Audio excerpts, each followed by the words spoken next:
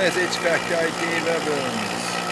So this is a vacuum pump, and down there we're looking at a high side vapor line that I repaired here. This is the repair. You're going to hit it with a hedge trimmer, and then we're going to repair this.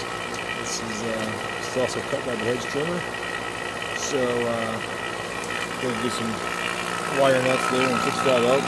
I'm not sure if it's all the way through, but we are pulling a vacuum, and I'm going to try to get this thing down to around 200-300 microns.